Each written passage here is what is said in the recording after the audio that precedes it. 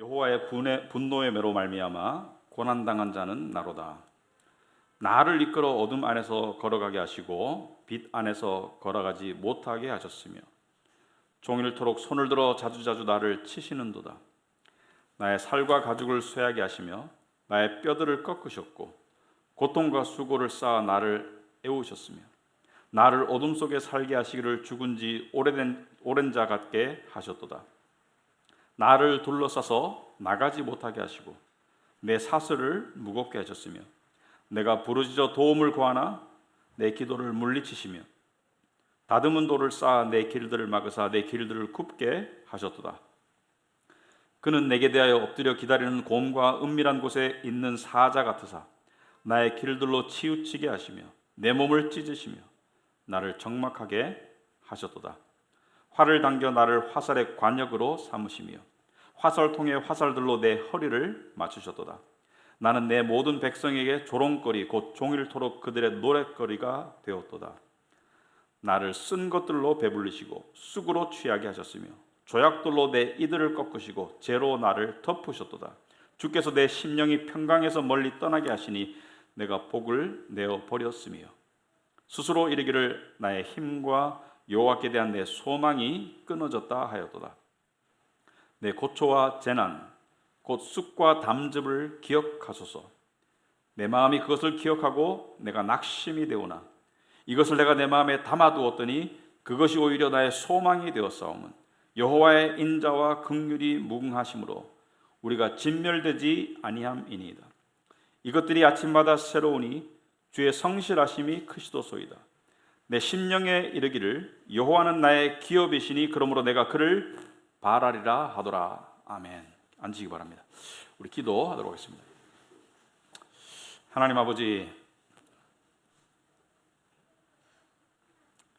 오늘 설교가 여호와를 찾으라라는 어떻게 보면 아주 일반적인 상투적인 제목입니다만은 우리에게 가장 필요한 일이라고 생각합니다.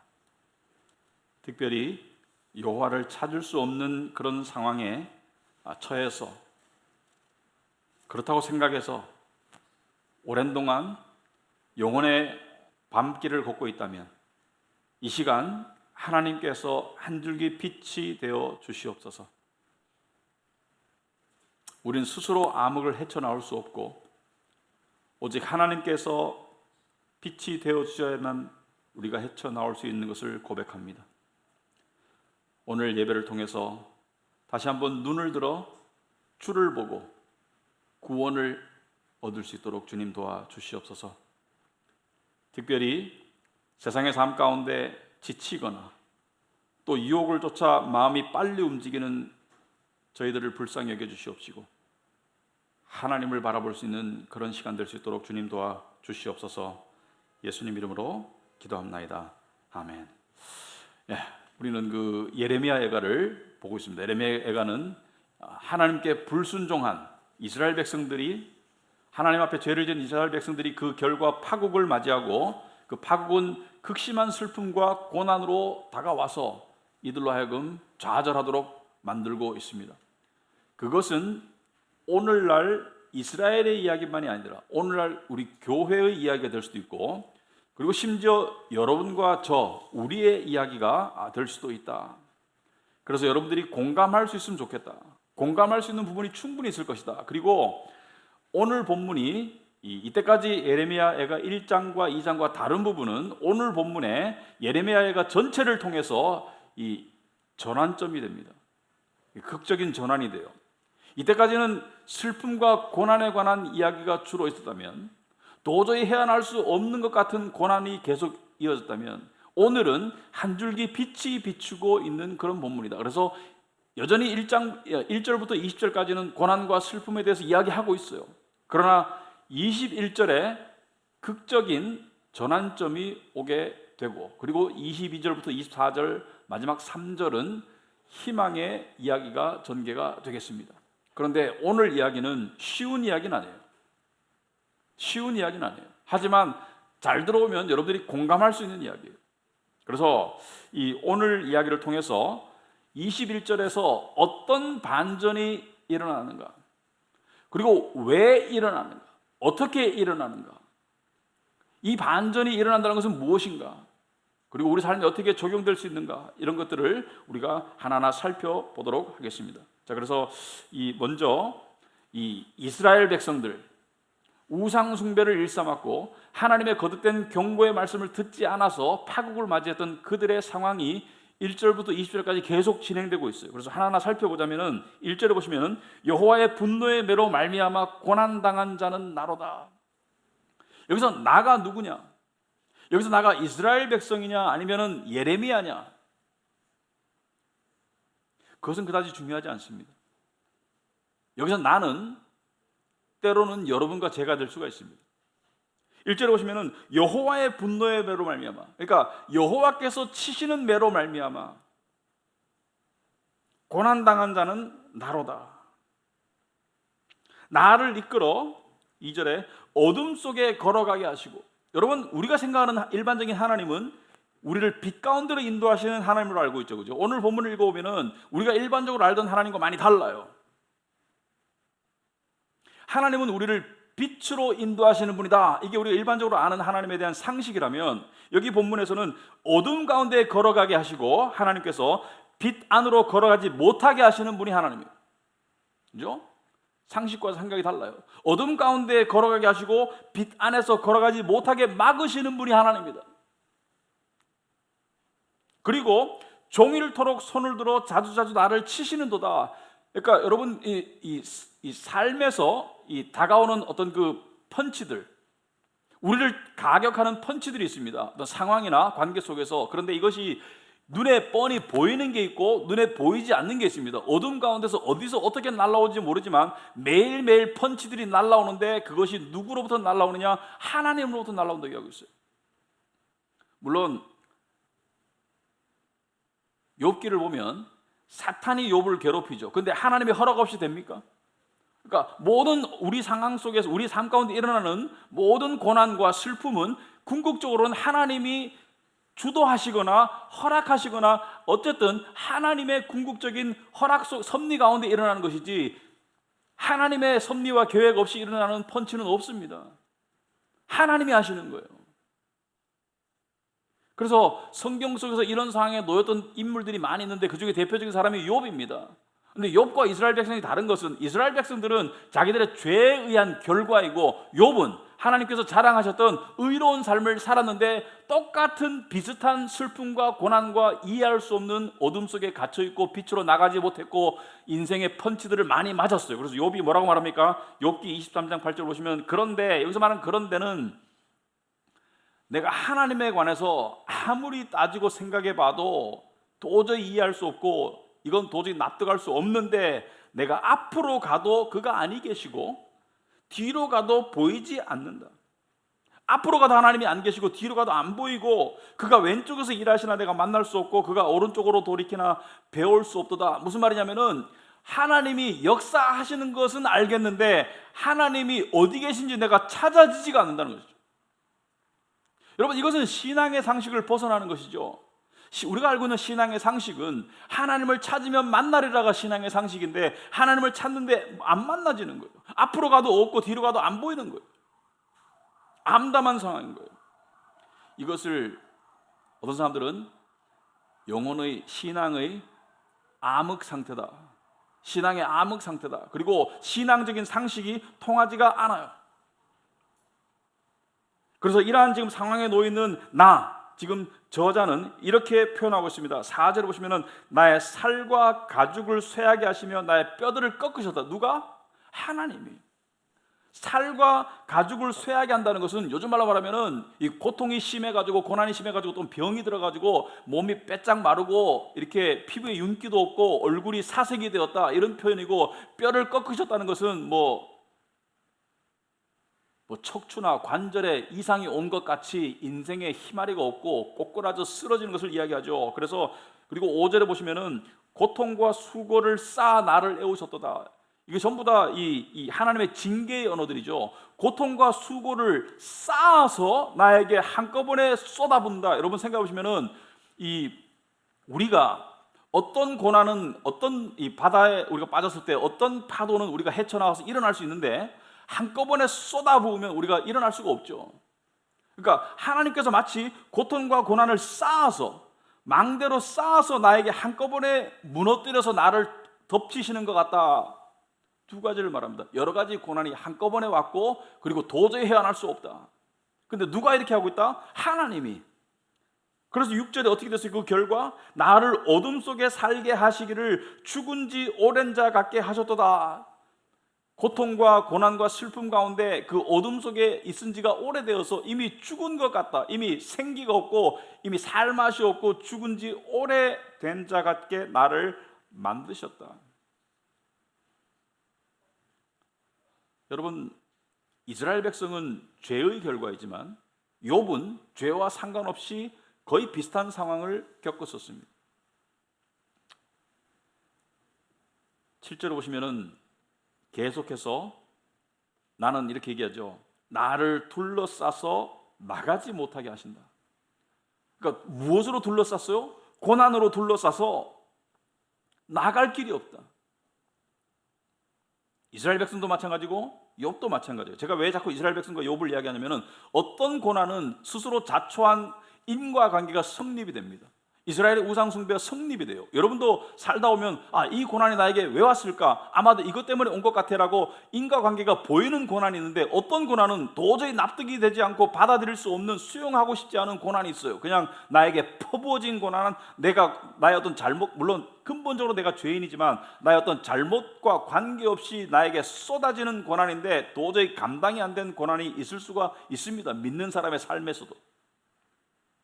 욥에게 있었듯이. 그런데 나를 둘러싸서 나가지 못하게 하시고 누가? 하나님이. 그리고 내 사슬을 무겁게 하셨으며 사슬이 무겁다는 것은 내 발에 걸린 족쇄가 무거워가지고 발걸음을 못되게 하시고 하나님이. 그리고 내가 부르짖어 도움을 구하나 내 기도를 물리치시며. 무슨 말입니까?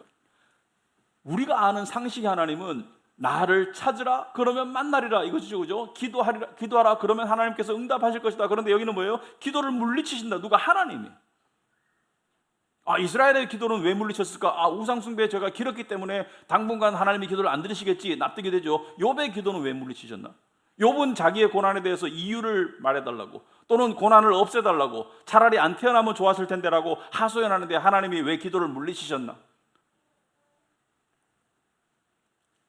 시적인 표현이지만은 굉장히 아주 적나라하고 멋있는 표현이죠. 9절에 보면은 다듬은 돌을 쌓아 내 길들을 막으셨다. 여러분, 길을 막는 데도 방법이 있어요. 그냥 돌멩이 하나 툭 던져서 막는 방법이 있습니다. 그러면 넘어가면 돼요. 근데 다듬은 돌이라는 것은 의도해서 높이 쌓아서 도저히 무너뜨릴 수 없도록, 도저히 앞으로 나갈 수 없도록 다듬은 돌을 쌓아서 내 길들을 막으셨다는 것은 하나님이 막은 길을 네가 어떻게 뚫겠느냐? 뚫을 길이 없어요.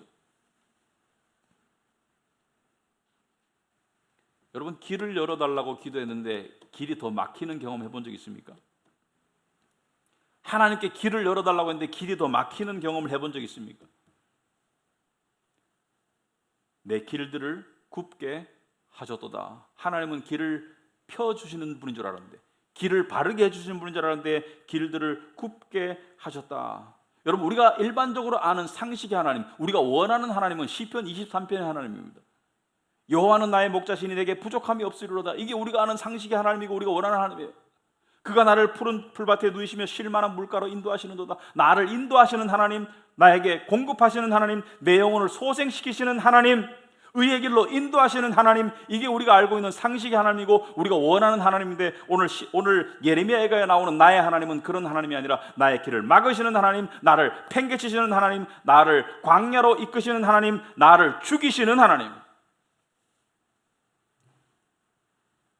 여러분, 그런 하나님을 경험해 본 적 있습니까?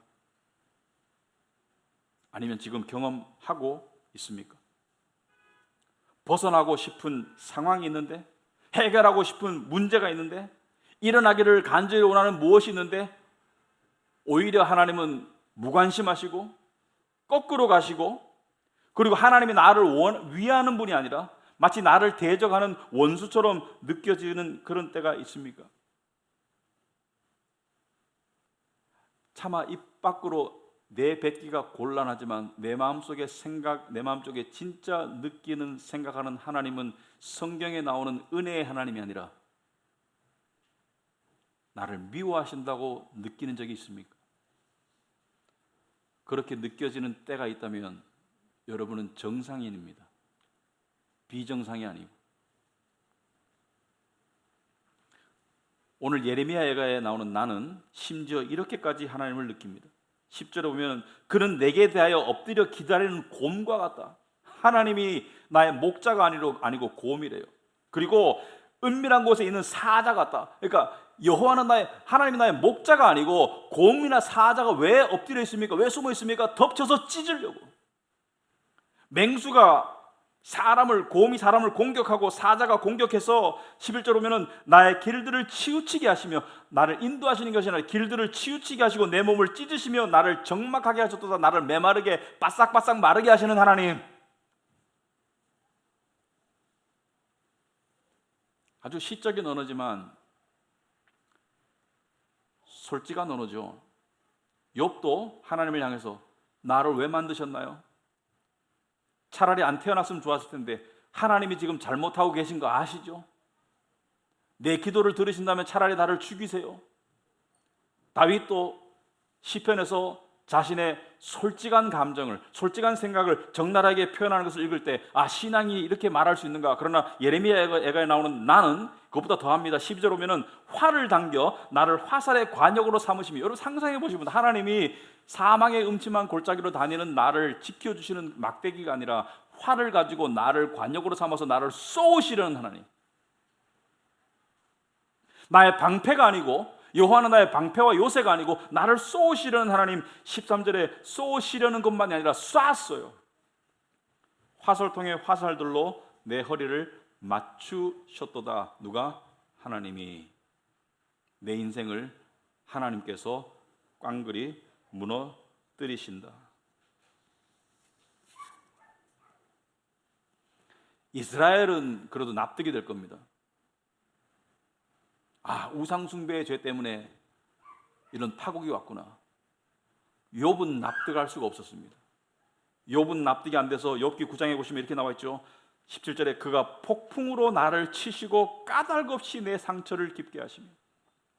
납득이 안 되는데 폭풍으로 나를 치시고 까닭없이 내 상처를 깊게 하시며 나를 숨쉬지 못하게 하시며 괴로움을 내게 채우는구나. 누가? 하나님이. 여러분, 우리 신앙인에게는 상식이라는 게 있습니다. 신앙인의 상식. 그건 뭐죠? 좋은 일이 있을 때 하나님께 감사하고 어렵거나 힘든 일이 있을 때 하나님께 도움을 구하는 게 신앙인의 상식이죠. 그죠? 좋은 일이 있을 때 감사하고 힘들면 기도하고 하나님의 위로를 얻고 도움을 받는 게 상식인데 지금 신앙인의 상식이 안 되는 거예요. 어려운 일이 있어서 하나님께 기도했더니 기도는 들려지지가 않고 하나님이 나를 더 짓밟고 계신다는 것을 느끼고 있다. 결과가 어떻게 됐습니까? 17절에 주께서 내 심령이 평강에서 멀리 떠나게 하셨다. 하나님께서 평강을 주시는 분인 줄 알았는데 오히려 평강에서 나를 떠나게 하신 하나님. 18절에 스스로 이르기를 나의 힘과 여호와께 대한 내 소망이 끊어졌다 하였도다. 여기서 예레미야 예가가 끝났으면 다 믿음을 버려야 되겠죠.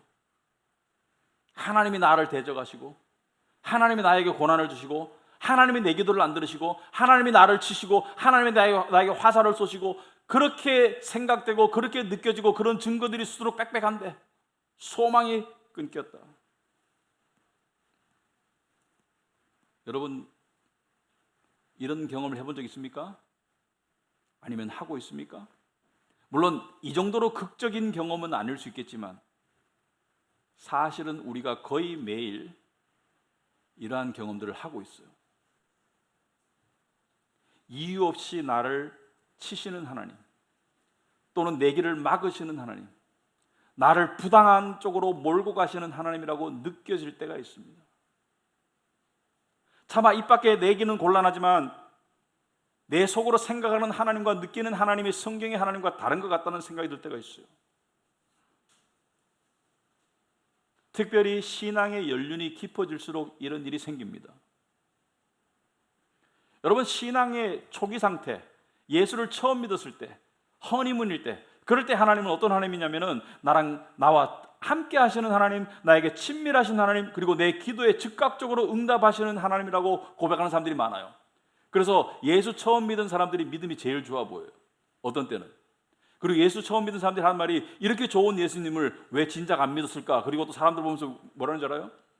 아니, 하나님이 이렇게 좋은데 왜 사람들이 저렇게 예수를 오래 믿고도 저렇게 정신을 못 차리지?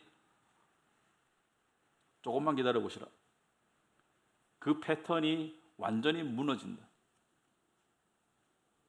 우리의 신음과 기도에 무응답하시는 하나님, 알 수 없는 길로 끌고 가시는 하나님, 나를 세우시기는커녕 무너뜨리시는 하나님, 사랑은커녕 미움이 느껴지는 하나님, 심지어. 하지만 이것이 신앙인에게 반드시 거쳐야 할 시험입니다. 신앙인에게 반드시 있는 시험입니다. 이러한 상황이 되었을 때 두 가지로 반응할 수 있어요. 첫째는 짓밟히고 찌그러지고 그리고 자포자기하고 이제 다 팽개치고 하나님으로부터 멀어질 수 있어요. 하나님을 원망하고 실망해서 하나님을 소홀히 하고, 하나님이 나를 이렇게 대하신다면 저도 하나님에게 등을 돌리겠습니다. 하나님이 나에게 등을 돌리신데 내가 어떻게 하오리까? 하지만 그게 하나님이 원하시는 것일까? 그게 하나님의 의도실까? 진짜로 하나님이 우리를 짓밟는 것일까? 진짜로 하나님이 우리를 어둠 가운데서 고생시키는 것일까? 이 욥의 경우를 보면 아니었습니다. 하지만 제가 주장컨대 이스라엘은 비록 우상숭배의 죄를 지었더라도 그것이 하나님의 원래 의도는 아니었어요. 비록 그들로 하여금 죄의 결과 때문에 극한 고통과 슬픔 가운데 처하게 하셨지만 그것이 하나님의 궁극적인 의도는 아니었어요. 하나님이 무엇을 원하셨을까? 하나님이 원하시는 것을 한마디로 말하면 믿음입니다. 믿음. 이런 상황에서도 믿을 수 있겠는가를 원하셨어요. 여러분, 오늘 본문은 굉장히 시적이고 극적인 본문이 되겠습니다. 극적이라는 것은 이때까지 가지고 있던 생각과 느낌에 반전이 오는 그러한 순간이 와요. 그것이 21절에 옵니다. 그런데 19절부터 살펴보면 이 예레미야가 나는 이렇게 말하고 있습니다. 내 고초와 재난 곧 쑥과 담즙을 기억하소서. 이때까지는 자기가 가지고 있는 생각과 상황과 느낌을 표현했다면 이제 기도로 바뀌는 것이죠. 고초와 재난 곧 쑥과 담즙을 기억하소서. 쑥과 담즙은 쓴 것을 말합니다. 뭐 상황의 힘듦이나 관계의 배신이나 어떤 걸 통해서 내가 느끼는 그 쑥과 담즙은 더 할 수 없는 쓴 고통을 말하죠. 이것을 기억하소서. 그리고 또 하나 하나님께 기도하는 것은 내 마음이 그것을 기억하고 내가 낙심이 되는 것도 알아주소서. 근데 21절에 굉장히 이상한 말씀이 나와요. 여기서 말하는 이것은 뭐예요? 이 쑥처럼 쓰디쓴 고난과 고초와 그리고 하나님께로부터 버림받은 것 같은 그 느낌과 생각을 내 마음에 담아 두었더니 무슨 말입니까? 오랜 기간 숙성시켰더니 그것이 오히려 나의 소망이 되었다고 하면서, 그것이 어떻게 오히려 나의 소망이 되어서 22절부터 24절 마지막 3절은 앞의 내용과 완전히 다르죠. 어떤 내용입니까? 22절 보시면은 여호와의 인자와 긍휼이 무궁하시다. 갑자기 앞에서는 하나님이 나를 어둠에 가두시고 나를 버리시고 나를 짓밟으시고 나를 찢으시고 나를 외면하시는 하나님이었는데 여호와의 인자와 긍휼이 무궁하시고 우리가 진멸되지 아니할 것이고, 23절에 이것들이 여호와의 인자와 긍휼이 아침마다 새롭고 주의 성실하심이 크고, 그래서 24절에 내 심령에 이르기를 여호와는 나의 기업이시니 그러므로 내가 그를 바라리라 하도다. 어떻게 이렇게 다를 수 있을까? 어떻게 이렇게 변덕이 될 수 있을까? 어떻게 이렇게 전환이 올 수 있을까? 왜 그럴까? 그 핵심이 21절에 담겨 있어요. 21절을 보시면은 그 이유를 알 수 있는데, 여러분이 21절을 그냥 읽어서는 모릅니다. 21절 보시면은 이것을 내가 마음에 담아두었더니, 이것이라는 것은 내가 지금 가지고 있는 고난, 고통, 욥의 경우를 따지자면 배신 또는 하나님으로부터 철저히 버림받고 외면받음을 마음에 담아두었더니, 지극한 슬픔과 고통을 마음에 담아두었더니 그것이 뭐로 변했어요? 소망으로 변했다. 왜 그럴까? 이 일은 모든 사람에게 일어나지는 않습니다. 이스라엘 백성 중에 구별하기를 껍데기만 이스라엘인이 있고 참 이스라엘인이 있다. 참 이스라엘인은 그 속에 믿음이 있는 사람입니다. 겉모양만 기독교인이 있고 참 기독교인이 있다. 근데 둘이 구별이 안 됩니다. 둘 다 예배를 드리러 가고 또 헌금하고 또 둘 다 올바른 삶을 살려고 노력하고 둘 다 하나님을 찾아요. 언제까지? 이 믿음의 시련이 올 때까지. 근데 이 믿음의 시련이 이러한 암흑에 이해할 수 없는 시련이 올 때 하나님은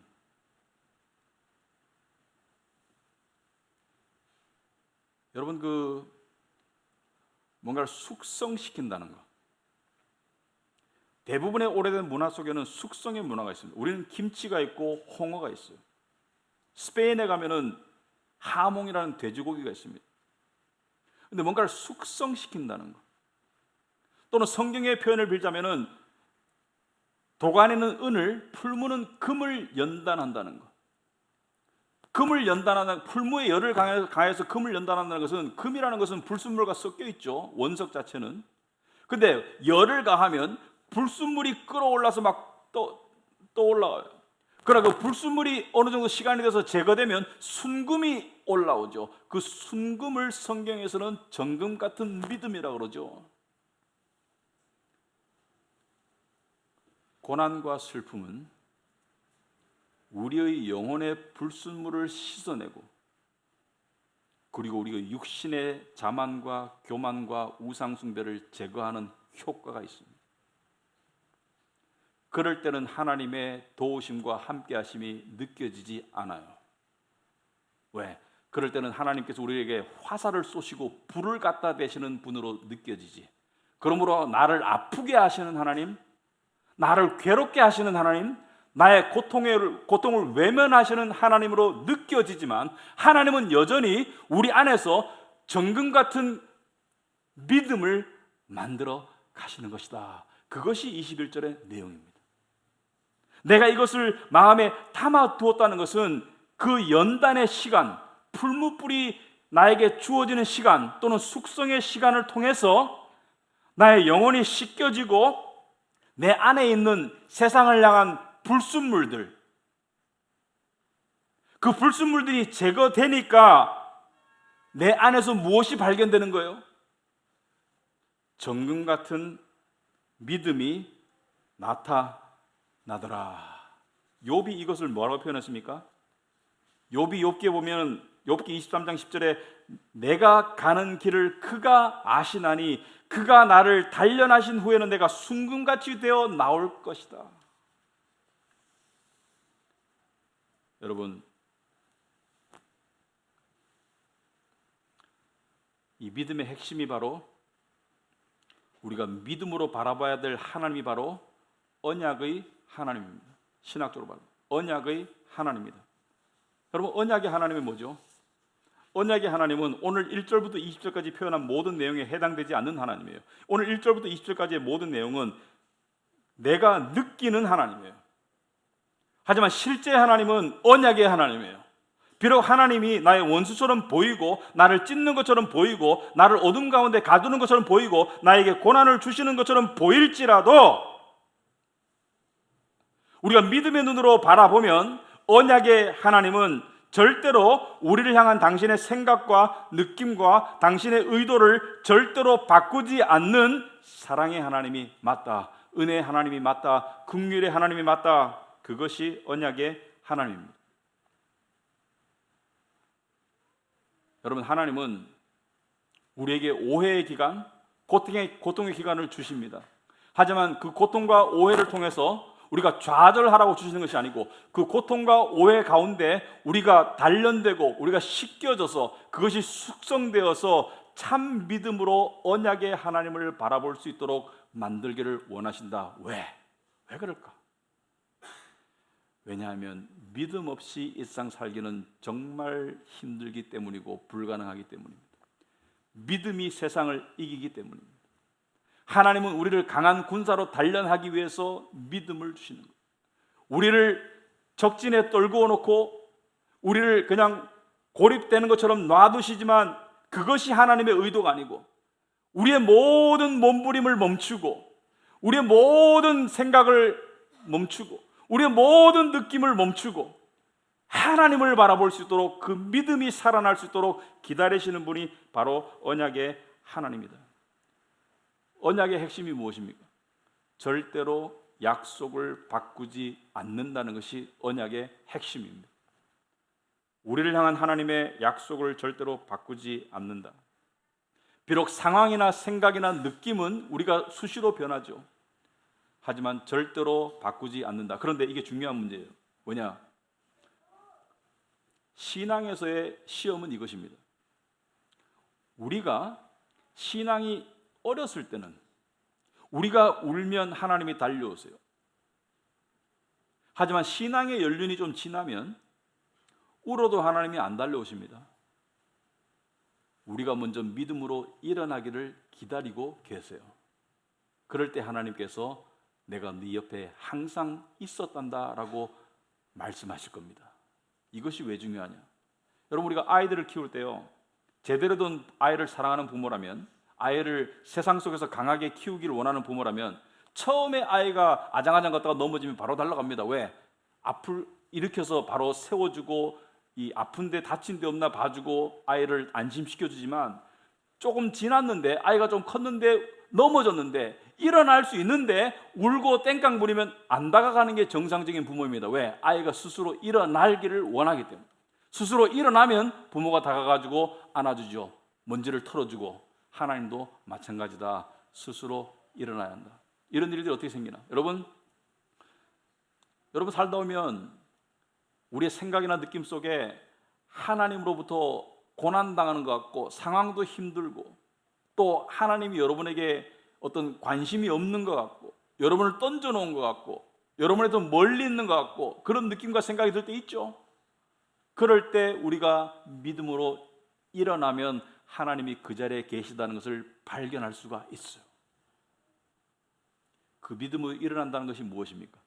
말씀의 약속과 말씀을 힘입어서 내가 영혼이, 마음이, 몸이 일어나야 되는 거예요.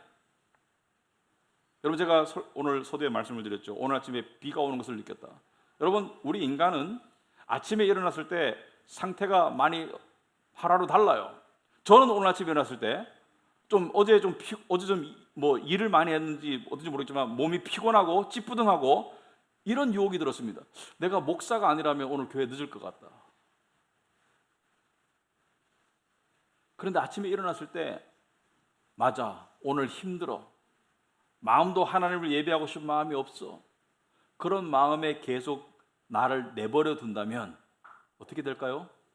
나는 그렇게 살아갈 것입니다.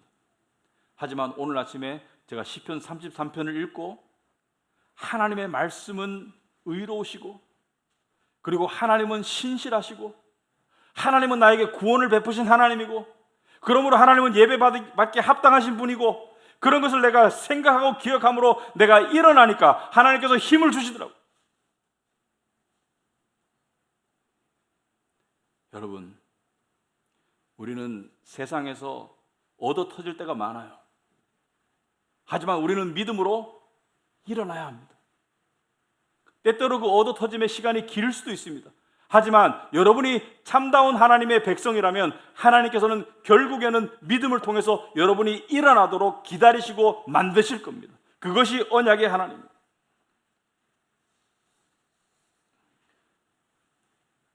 때때로 우리는 우리의 죄의 결과로 이스라엘 백성이 겪었던 고통과 슬픔을, 고난을, 죄책감을 겪을 때가 있습니다. 하지만 하나님은 절대로 우리를 찢는 것 같지만 하나님은 우리를 찢지 않아요. 우리에게 화살을 쏘는 것 같지만 우리에게 화살을 쏘지 않습니다. 왜? 마땅히 우리를 찢고 마땅히 우리에게 화살을 쏘셔야 되는데 왜 안 그러실까? 바로 언약의 중보자 되시는, 언약의 보증자 되시는 예수 그리스도께서 십자가에서 우리의 죄 때문에 찢기시고 우리의 죄 때문에 못에 박히셨기 때문에, 화살의 쏘임 같은 못에 박히셨기 때문에, 그것이 언약이죠. 왜 우리와 하나님 사이의 언약이 깰 수가 없습니까? 변질이 안 됩니까? 왜? 예수 그리스도께서 보증자 되시고 예수 그리스도께서 중보자 되시기 때문에 그 언약 가운데 있는 모든 백성들을 향한 하나님의 약속과 하나님의 사랑과 은혜와 긍휼은 절대로 멈추거나 변하지 않는 것이죠. 이것을 믿는 것이 믿음입니다. 그러므로 믿음은 보는 것이나 느낌으로 살아가는 것이 아니에요. 믿음은 약속 따라 사는 거예요. 여러분, 많은 신앙이들이 불신자처럼 일어납니다. 아침에 일어났을 때 불신자 같은 마음이 들어요. 그러나 믿음으로 돌릴 수 있는 것이 무엇입니까? 바로 언약의 말씀을 통해서 일어나는 거예요. 말씀을 정리하고 적용해 보겠습니다. 여러분, 지금 여러분의 삶 가운데 상황이 힘들거나 또 이해하고 수용하기가 어려운 그런 상황을 겪고 있는 분이 있습니까? 아마 지금 겪지 않고 있다면 이전에 겪었거나 앞으로 겪을 것입니다. 그런데 설상가상으로 하나님이 무관심하다고 느껴질 때가 있습니까? 하나님이 나를 대적한다고 느껴질 때가 있습니까? 있을 것입니다. 특별히 우리가 저지른 죄를 기억하면 마땅히 하나님이 그러셔야 될 텐데라고 착각할 수 있을 거예요. 때로는 억울하다고 느낄 수도 있을 것입니다. 욥처럼. 하지만 중요하지 않아요. 그 이유가 어떻든 간에 중요하지 않아요. 우리는 언약의 하나님을 믿고 일어나야 하겠습니다. 먼저 일어나야 하겠습니다. 느낌이 아니라 생각이 아니라 그 속에 갇혀서 사는 것이 아니라 일어나야 하겠습니다. 일어난다는 것은 무엇입니까? 하나님은 여전히 나를 위하시는 분이라는 것을 믿어야 되겠습니다. 그것이 사실이고, 여러분, 유능한 비행기 조종사 파일럿은, 여러분, 비행기 조종사 중에 경지 오르면 어떻게 하죠? 고개비행이라는 것은 고개비행. 고개비행은 뭐죠? 이게 보면은 편대를 이루어 가지고 여러 비행기가 막 모양도 만들고 하늘로 치솟았다가 땅에 처박을 것 같이 하다가 다시 올라가고, 이게 고개비행이죠. 그런데 아찔하죠. 땅에 처박을 것 같은데 다시 올라가죠. 근데 고개비행사가 자칫 잘못하면 죽어요. 심지어 죽는 사람이 있습니다. 고개비행 잘못하다가. 근데 고개비행사가 목숨을 유지하고 살기 위해서 해야 되는 철칙이 한 가지 있습니다. 그것이 뭐냐? 바로 느낌을 의지하지 말고 계기판을 의지해라. 느낌은 비행기가 올라간다고 느낄 때 당겨서 내려가야 되고, 비행기가 내려간다고 생각할 때 당겨서 올라가야 되는데, 느낌으로 하다가 자칫 잘못할 수가 있어요. 비행기는 쳐박고 있는데 올라간다고 생각하고 밑으로 누르면, 기아를 밑으로 누르면, 핸들을 누르면 자기는 쳐박아 죽는 거예요. 느낌은 비행기가 왔다 갔다 하는데 느낌이 정확할 수 있겠습니까? 느낌은 틀릴 수 있어요. 비행기는 올라가는데 나는 처박다고 느낄 수가 있고, 비행기는 처박고 있는데 나는 올라간다고 느낄 수 있고, 느낌은 반대로 느낄 수 있어요. 그죠? 그럴 때 뭘 봐야 돼요? 계기판. 계기판에 비행기가 상승하고 있다고 느끼면 밑으로 갈 수 있고, 계기판이 비행기가 처박고 있다고 생각하면 빨리 올라가야 되겠죠. 마찬가지입니다. 신앙생활에도 마찬가지예요. 느낌으로는 나는 하나님께 버림받은 것 같은 느낌이 들 수도 있고, 하나님이 나를 미워한다고 느껴질 수도 있고, 심지어 고립되고 절망적으로 느껴질 수 있어요. 하지만 느낌 따라 살면 신앙은 패배합니다. 세상에 집니다. 세상은 우리를 매일매일 공격하고 우리의 느낌과 생각을 통해서 우리를 정복하려고 매일매일 세상은 우리를 괴롭히고 있어요. 우리의 육신과 더불어서. 그럴 때 우리가 무엇을 바라봐야 됩니까? 신앙인의 계기판은 말씀의 약속이에요. 하나님은 신실하신 분이 맞습니다. 하나님은 우리의 목자가 맞습니다. 신앙생활이 연륜이 좀 되신 분들은 이것을 깨달아야 합니다. 하나님은 우리가 믿음으로 걸음걸이를 먼저 떼기를 기다릴 때가 많습니다. 그 걸음걸이를 뗄 수 있어야 합니다. 그러지 않고 느낌이나 생각이나 어떤 그런 자기 연민이나 이런 거에 빠져들기 시작하면 걷잡을 수 없어요. 헤어날 수 없어요. 소위 말해서 비참한 신앙인이 됩니다. 차라리 안 믿었으면 더 행복할 것 같아. 그런 신앙인이 됩니다. 하지만 세상의 행복의 순서는 하나님의 자녀가 가장 위에 있는 게 맞아요.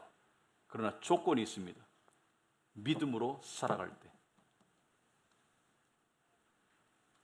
여러분이 지금 어떤 상황에 놓여있든, 어떤 생각이 들든, 어떤 느낌이 들든, 여러분이 예수 그리스도를 믿는다면 하나님은 여러분을 위하시는 언약의 하나님이 맞습니다.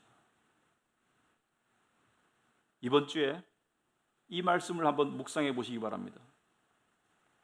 우리가 마음으로 하나님이 정말로 나를 위하시는 분인가라는 것을 우리가 스스로 바꿀 수 없습니다. 하지만 말씀이 그렇게 바꿔줄 수 있습니다. 로마서 8장 31절에 되겠습니다. 그런즉 이 일에 대하여 우리가 무슨 말하리요? 만일 하나님이 우리를 위하시면 누가 우리를 대적하리요? 하나님은 여러분을 위하시는 분이에요. 누가 여러분을 대적하겠습니까? 하나님이 나를 위하시는 분이다. 물론 나의 온갖 허물과 죄에 따르면 하나님같이 거룩한 분이 나를 위해서는 안 되죠. 그러나 하나님이 나를 여전히 위하시는 분인 이유가 있습니다. 바로 예수 그리스도 때문에. 예수 그리스도 때문에. 예수님이 우리와 하나님 사이의 언약의 중보자이시고 보증자 되신다는 것을 다시 한번 새기기 바랍니다. 그래서 자꾸자꾸 일어나시는 연습을 하기 바랍니다. 독수리 날개쳐 올라감 같이 자꾸자꾸 영혼이 비상할 수 있는 길을 찾기를 바랍니다. 그것이 바로 진리의 말씀을 통한 힘을 공급받는 거예요. 진리의 말씀을 통한 약속을 상기하는 거예요. 그래서 하나님은 절대로 우리의 삶을 망치려는 분이 아닙니다. 하나님은 우리가 이룰 수 없는 믿음의 경지로 데려가시고 계시다는 것을 믿기 바랍니다. 아멘. 기도하시겠습니다.